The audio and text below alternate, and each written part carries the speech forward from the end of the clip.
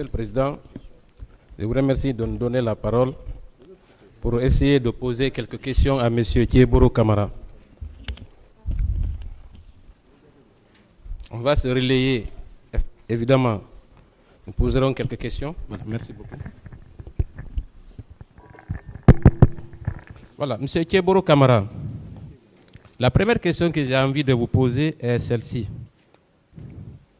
Où avez-vous dormi la nuit du 27 septembre 2009?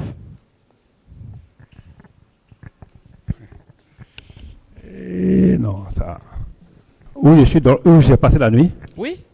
Dans mon bureau. Comment? Dans mon bureau. Donc vous avez dormi dans votre bureau? Oui. Très bien. Vous avez déclaré dans votre procès verbal d'interrogatoire, Oui. parlant à M. Sidia, que c'est devant vous que le président Moussa Dadis Camara l'a appelé. Est-ce que vous confirmez ces dires? J'ai une fois répondu à cela que c'était juste parce que les juges d'instruction ne m'ont pas compris. Et celui qui a passé le téléphone à Dadis, comme les gens le disent, Thibou peut le témoigner. Et j'ai encore insisté que je venais rarement au camp les nuits. Dès lors qu'on m'a fait sortir du camp, moi je ne m'intéressais pas trop au camp la nuit si je ne suis pas appelé. Donc vous dites que vous veniez rarement au camp. Alors pourquoi spécifiquement le 27 septembre vous êtes venu au camp? Pourquoi? Vous le confirmez? Ah, mais c'est ce que vous dites, vous avez dormi là-bas, c'est pas ce que vous avez dit tout de Non, suite. le bureau n'était pas quand il dit au camp, c'est où se trouve le bâtiment. Il y avait un mur séparatoire. Attendez. Entre le régiment, c'était le régiment, où c'était mon Moi, je n'ai pas parlé de régiment, mon colonel, s'il vous plaît. Est-ce que vous avez dormi, oui ou non, au camp le 27 septembre 2009? Si. Alors, Mon bureau était au camp, mais pas dans... Non, moi, les les détails là, le régiment, s'il vous plaît, ça ne m'intéresse pas. S'il vous plaît. Est-ce qu'il n'est pas plus logique de dire, dès lors que vous avez dormi au camp, que cet appel-là a été émis en votre présence? Est-ce que ce n'est pas logique? Non, je vous ai dit que ce n'est pas à l'enceinte du régiment et que c'était en dehors. Mon bureau était en dehors du camp. Après mon accrochage avec les hommes de Touma, avant le 28 septembre, on m'a fait déménager vers l'autre côté du camp. Je répète encore. Vous avez dit avoir passé la nuit au camp, n'est-ce pas? Deuxièmement, dans votre procès verbal d'interrogatoire à la page 3, premier paragraphe, que le président va me permettre de lire. J'ai rappelé M. Sidia Touré que c'est devant moi qu'il a été appelé pour lui demander un report de cette marche à la mesure où le 28 septembre est une date historique. Ce n'est pas vous qui avez dit ça devant le juge d'instruction? Est-ce que j'ai nié? Je n'ai pas nié. Donc vous n'avez pas nié. J'ai simplement dit qu'ils ne m'ont pas compris. Et ce n'est pas comme ça, j'ai dit, ce n'était pas à côté à l'instant T. Et j'ai dit ici, moi je pense que ça n'a aucun trait avec toutes ces infractions qu'on fout sur ma tête. Moi je ne suis pas arrivé aux infractions. Est-ce que quand le juge d'instruction ils ont fini leur travail, est-ce qu'on a relu le PV pour vous avant de signer? J'ai répondu aussi à la question là. Parce que j'ai dit que c'était vers les 23 heures, même la partie inculpée, je t'ai dit non. La partie inculpée, c'est après que je me suis rendu compte. Est-ce qu'ils... Je n'étais pas non seulement assisté par un avocat.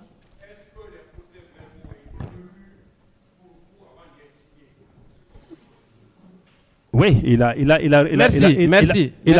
Merci beaucoup. Donc, on peut considérer que ce sont vos déclarations qui sont contenues dans ce procès verbal, oui ou non? Tout à fait, il a bien lu devant moi. Donc, on considère que cet appel dont il est question a été émis en votre présence. Que vous le niez ou pas, c'est ça la vérité. Ce n'est pas pour nier, c'est pour apporter une précision. S'il vous plaît. Deuxièmement, je voudrais savoir à quelle heure vous avez quitté le camp? La nuit et le petit matin du 28 septembre 2009. À quelle heure vous avez quitté le camp, s'il vous plaît? Je l'ai dit tantôt, c'était vers 8 heures. Vers 8 heures? Oui. Très bien. Et quel était votre programme pour cette journée? Je n'entends rien du tout. Vous n'avez pas entendu? Oui. Je dis, en sortant du camp, qu'est-ce que vous aviez prévu de faire ce matin-là? Qu'est-ce que j'ai prévu? Oui? Oui. Et je vous pose la question, mon Non, colonel. je n'ai pas bien compris. Il faut... Je dis, Oui. quand vous avez dormi au camp la nuit du 27, le petit matin, vous vous êtes levé, j'imagine, vous avez pris votre véhicule. Quel était votre programme de la journée? Est-ce que vous aviez envisagé quelque chose? Je l'ai dit tantôt que je suis sorti du camp dans le but d'aller chez moi, prendre, comme d'habitude d'ailleurs, prendre un bain, petit déjeuner, jouer avec ma fille et ressortir.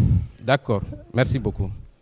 Quand vous êtes sorti du camp, pourquoi vous avez emprunté la route du Prince? Pourquoi spécifiquement la route du Prince? C'était quoi l'objectif? Ah, ça c'est autre chose. Non, c'est une question. Hein. C'est une un question. choix. Je suis libre de prendre la route de Prince comme l'autoroute. L'essentiel que ça aboutisse chez moi. Mais vous habitez à Dixine, n'est-ce pas? Oui. Vous auriez pu emprunter l'autoroute, n'est-ce pas? Je n'ai pas compris. J'ai dit, vous auriez pu emprunter l'autoroute, n'est-ce pas? Oui, emprunter l'autoroute, mais je pense que mon domicile est situé sur le prolongement de la route de Prince. Et il ne faut pas aussi oublier que j'étais à côté j'étais au camp, il est passé pour moi de prendre l'autre côté. Et ça, c'est un choix. Hein. On peut Oui, prendre oui. l'autoroute comme on peut prendre la route Oui, de Prince. oui, L'essentiel, c'est d'aboutir chez moi. Oui, d'accord. Moi, je suis tout à fait d'accord avec vous. Maintenant, est-ce que le fait d'avoir emprunté le Prince n'était pas un moyen de jauger l'atmosphère? Est-ce que ce n'était pas dans cette optique pour voir un peu quelle était la température sur les lieux? Est-ce que ce n'était pas l'objectif? Comme tu le dis, hein, comme vous le dites plus tôt, mais moi, ce n'était pas dans le dessein d'aller jauger l'atmosphère. Pour moi, je partais chez moi d'habitude et c'est sur l'itinéraire-là que j'empruntais. Très bien. Est-ce que dans votre organigramme pour les patrouilles, est-ce qu'un colonel peut faire une patrouille?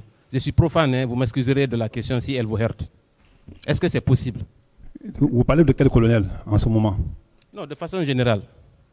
Quel colonel? Est-ce que dans le cadre d'une patrouille, par exemple, est-ce qu'on peut mettre un colonel dans un véhicule pour patrouiller?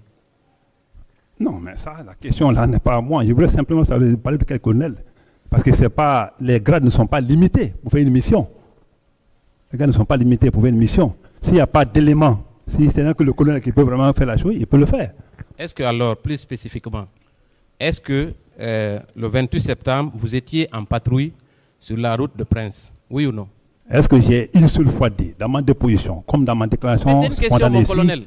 Non, Mais c'est une question que je vous d'accord, pose. Monsieur le Président. Oui, non. Non, j'ai compris, Monsieur le Président.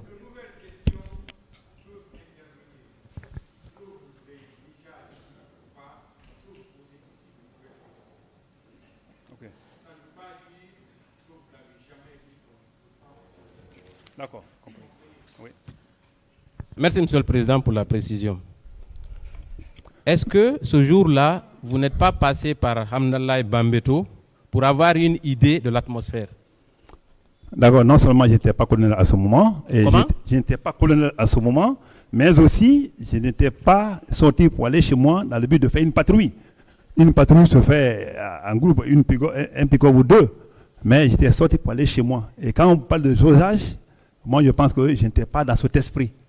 Très bien.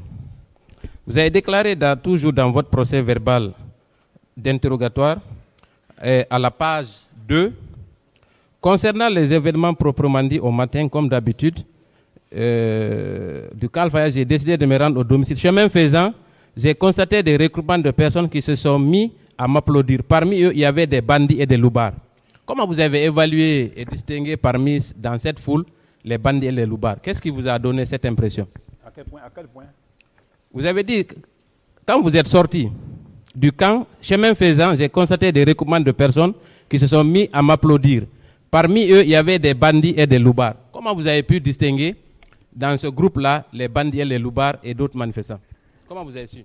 Parce que simplement, comme j'ai dit tantôt, le constat que j'ai fait là-bas et qui a prouvé que les gens étaient déjà en mouvement, en position de marche, c'est parce que le groupe qui était en côte de la route ont applaudi. Mais derrière là-bas, il y avait déjà un pneu qui brûlait.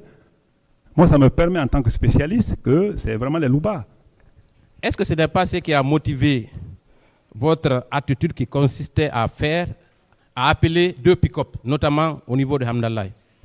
Est-ce que je t'ai dit que j'ai appelé des pick-up au niveau de la mer? Je n'ai pas appelé des pick-up au niveau de la Hamdallah.